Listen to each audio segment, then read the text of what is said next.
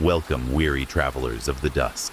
I'm the Weaver of Whispers, here to spin a thread of stories to ease you into slumber. I know this video is your lantern for the night, so before we wander further, tap a like and join my quiet company with a subscription. Where are you tonight, and what time hums in your corner of the world?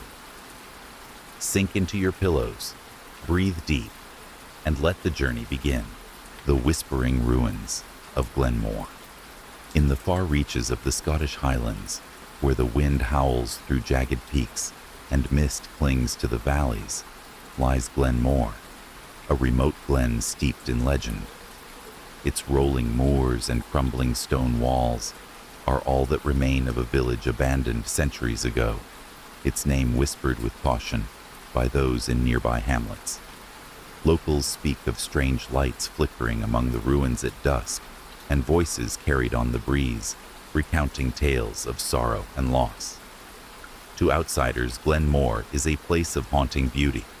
To those who know its history, it is a place where the past refuses to rest.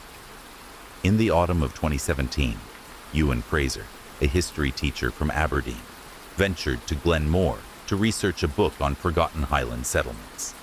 A practical man in his late 30s, Ewan dismissed the local superstitions as colorful folklore, attributing them to the isolation of the region. Armed with a notebook, a camera, and a map, he arrived at the glen on a crisp October morning, the air heavy with the scent of damp earth and heather. The ruins were as he'd imagined, scattered stones marking the outlines of long-gone homes, a collapsed kirk, and a single intact archway, etched with faded Gaelic runes. As he sketched the archway, he felt a peculiar chill, though the sun was high and the wind still. By mid-afternoon, Ewan had explored most of the site, taking photos and jotting notes about the village's likely demise during the Highland clearances. As he sat on a moss-covered stone to eat a sandwich, he noticed a faint sound, like a low murmur, rising from the direction of the kirk. Thinking it was the wind whistling through the broken walls, he ignored it and continued writing. But the sound grew clearer, resolving into what sounded like a man's voice, hoarse and pleading, though the words were indistinct. Curious but cautious, Ewan stood and approached the kirk, his boots sinking into the soft earth. Inside the roofless kirk, the air felt heavier, as if the ruins were holding their breath. The murmuring stopped abruptly, replaced by silence so profound it made Ewan's ears ring. He scanned the empty space, seeing only crumbling stones and patches of grass. Then, from the corner of his eye, he caught a flicker of movement near the altar, a shadow that seemed to shift against the light. Heart pounding, he raised his camera and snapped a photo, the flash illuminating the ruins. In that brief burst of light, he saw him, a man in tattered 18th century clothing, his face gaunt and streaked with dirt, kneeling at the altar with his hands clasped in desperation. The figure's eyes met Ewan's, wide with anguish, before the flash faded and the kirk returned to emptiness. Ewan stumbled back, his breath shallow. He checked his camera, but the photo showed only the altar, no trace of the figure. Convinced he'd imagined it, he tried to rationalize the experience. Perhaps exhaustion, or the power of suggestion from local tales. But as he turned to leave, the murmuring resumed, now accompanied by a woman's soft sobbing, echoing from the archway outside. Against his better judgment, Ewan followed the sound, his legs trembling. Under the archway, he saw nothing but felt an overwhelming wave of despair, as if the air itself carried the weight of unspeakable loss.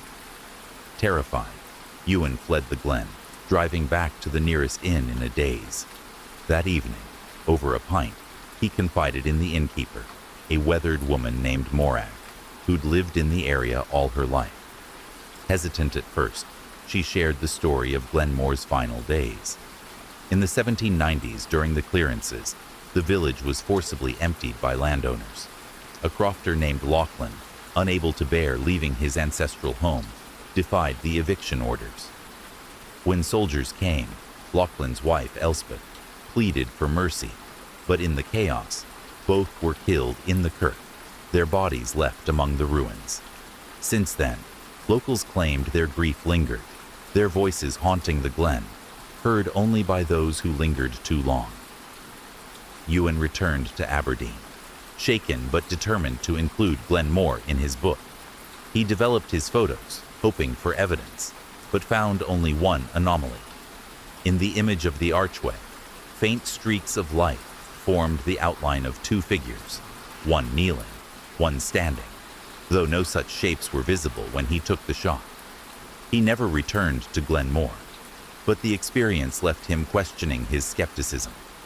Some say the Glen's ruins hold an imprint of Lachlan and Elspeth's final moments, replaying their tragedy for those who tread too close.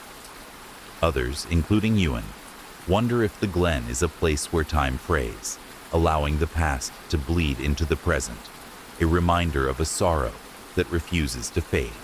The vanishing path of Blackthorn Moor. Nestled in the wilds of Northumbria, England, Blackthorn Moor stretches across a desolate expanse of heather and bog, where ancient standing stones cast long shadows under brooding skies. The moor is a place of whispered legends, its paths said to shift beneath the feet of unwary travelers.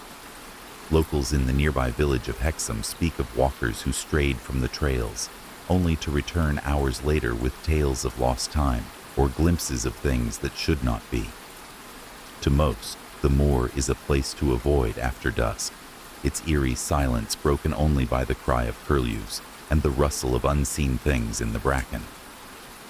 In the summer of 2019, Clara Henshaw, a 29-year-old graphic designer from Newcastle, decided to hike Blackthorn Moor during a weekend retreat.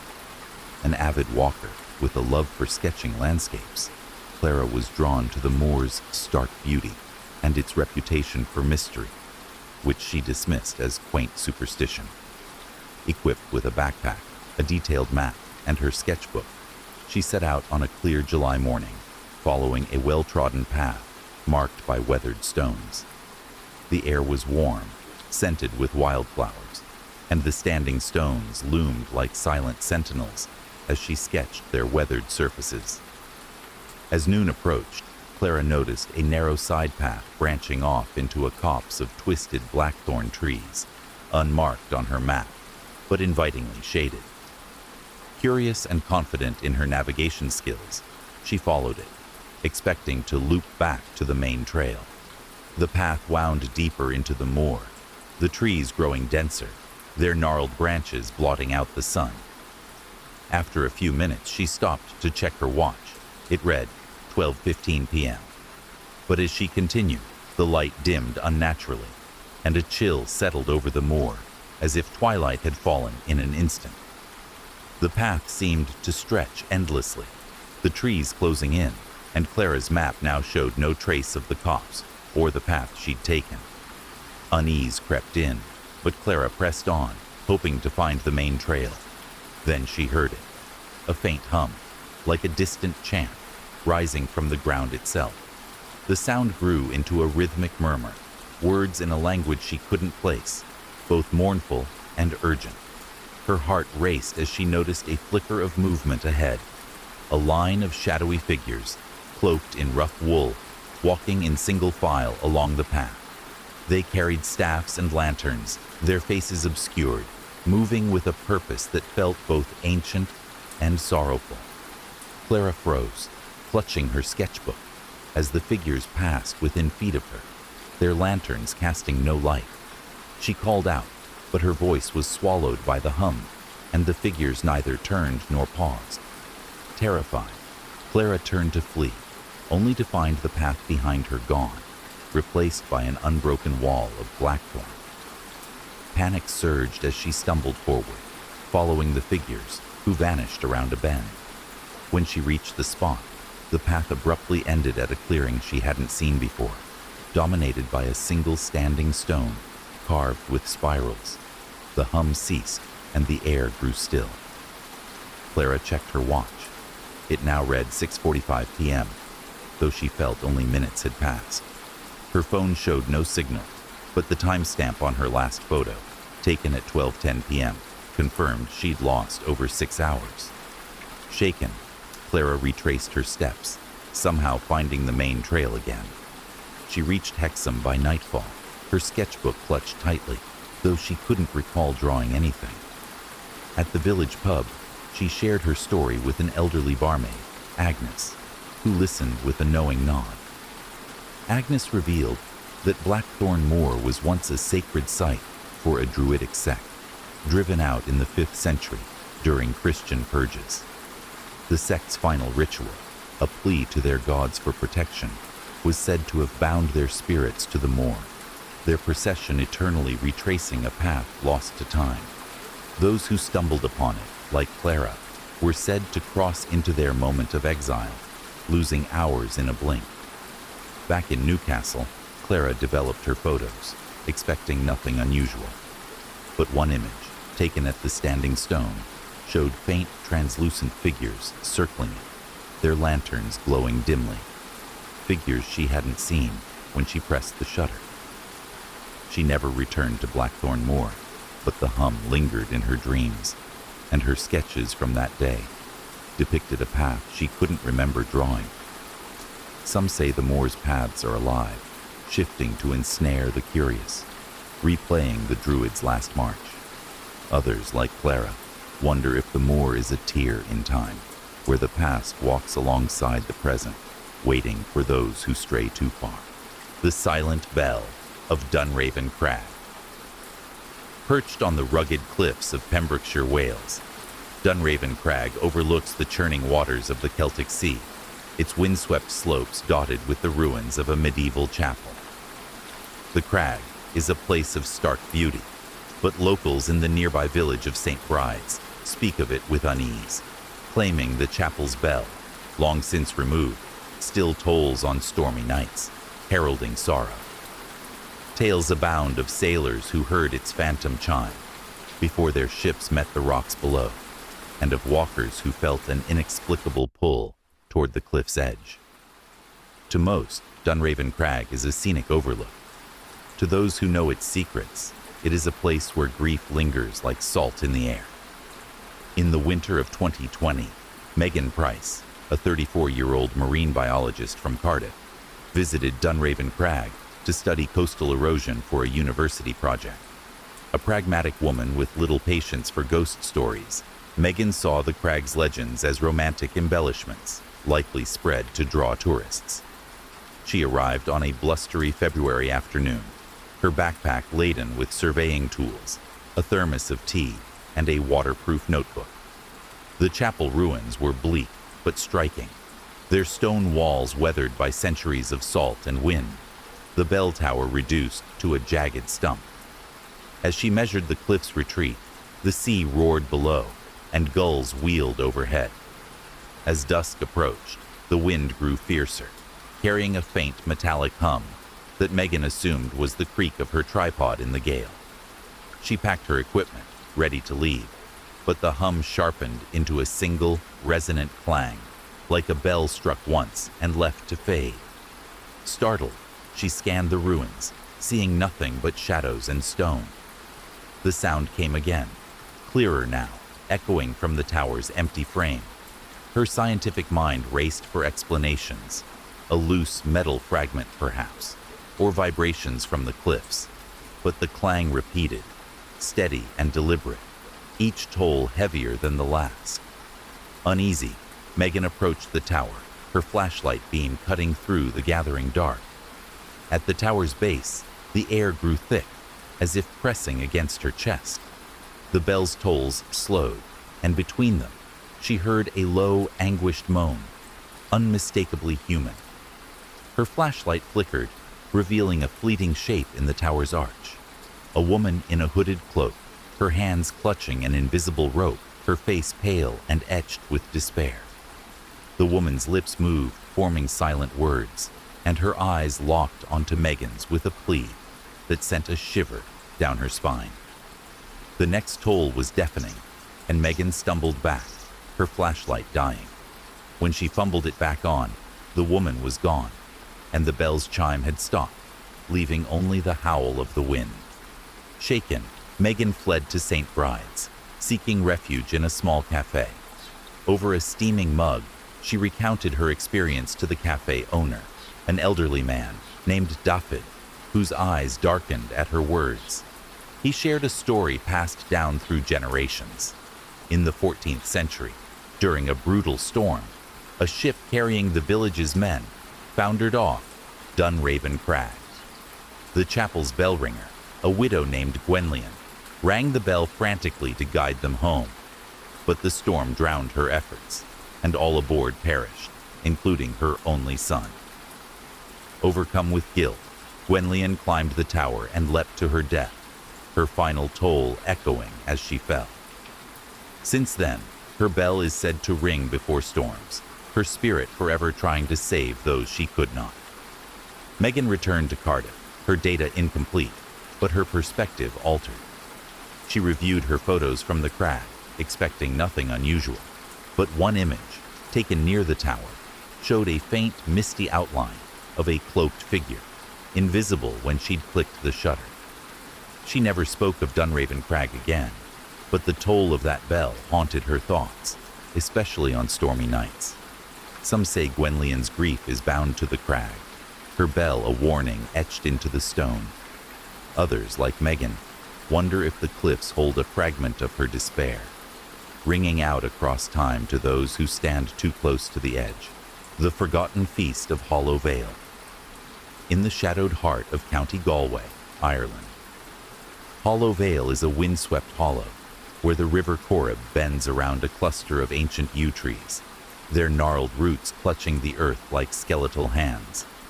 The vale is a place of quiet dread, its mossy stones and sunken paths avoided by locals who murmur of a cursed banquet that never ends. Tales persist of travelers hearing laughter and clinking glasses on moonless nights, only to find the vale empty, its air thick with the scent of decay. To visitors, Hollow Vale is a picturesque relic. To those in nearby Ballinasloe, it is a place where the dead dine in silence. In the spring of 2022, Liam Walsh, a 42-year-old accountant from Dublin, visited Hollow Vale to settle a family matter. His late uncle had left him a small plot of land nearby, and Liam, ever practical, saw the trip as a chance to assess its value. A man of numbers, not superstitions, he scoffed at the village pub's warnings about the Vale, chalking them up to rural exaggeration. On a damp April evening, armed with a flashlight and a surveyor's map, he drove to the hollow, parking near a stone bridge that marked its edge. The yews loomed in the twilight, their branches swaying despite the still air, and a faint mist curled along the riverbank. As Liam surveyed the land, noting boundaries under the beam of his flashlight, he caught a whiff of something odd. Roasted meat and spiced wine, as if a feast were nearby. Puzzled, he followed the scent toward the yews, where the ground dipped into the vale's heart. There, beneath the trees, he saw a flickering glow, like candlelight, spilling from an open space he hadn't noticed before. As he approached, the scent grew stronger, mingled now with a sour note of rot. A low hum of voices, jovial, then strained, reached his ears, accompanied by the clatter of plates. Assuming a local gathering, Liam called out, but the sounds ceased abruptly, leaving only the river's murmur. Curiosity overriding caution, Liam stepped into the clearing. Before him stood a long oaken table, set for a grand banquet. Silver goblets, platters of steaming food, and chairs, filled with figures in tattered finery, their faces pale and hollow. At the table's head sat a man in a velvet doublet, his eyes sunken, raising a goblet in a silent toast. The guests mirrored him, their movements mechanical, their lips moving without sound. Liam's flashlight wavered as he noticed the food: molded bread, rancid meat, wine clouded with sediment. Yet the figures ate, their jaws grinding in eerie unison. A woman in a frayed gown turned to him, her gaze empty, and pointed to an empty chair, as if inviting him to join. Panic seized Liam. He backed away, but the ground seemed to shift, the yews closing in like a cage. The table glowed brighter, and the figure's silent feast grew frenzied, their hands tearing at the spoiled food, their eyes now fixed on him. A chilling realization hit. The chair was meant for him. He bolted, tripping over roots, the laughter resuming behind him, now cold and mocking. When he reached his car, gasping, he glanced back. The veil was dark, the glow gone, the scent vanished. His flashlight showed only muddy footprints, but his map, dropped in the chaos, was missing. Shaken, Liam sought answers at the pub, where an old farmer, Seamus, shared a grim tale. In the 1690s, during the Williamite War, a wealthy merchant hosted a lavish feast in Hollow Vale to celebrate a truce. But betrayal poisoned the night. Rival clans, invited as guests, massacred the host and his kin, leaving the table untouched. The bodies were buried in unmarked graves, and the Vale was shunned, its feast said to replay for those who disturbed its rest. Seamus warned that joining the table meant joining the dead, a fate Liam had narrowly escaped. Liam sold the land without returning, but the memory clung to him. Weeks later, sorting his uncle's belongings, he found an old sketch of a banquet, the table and figures identical to those in the Vale, though the paper was dated 1701.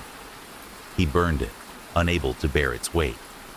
Some say Hollow Vale traps the betrayed, their feast a curse that ensnares the unwary. Others, like Liam, wonder if the Vale is a stage where history's wounds replay, waiting for one more guest to claim its empty seat.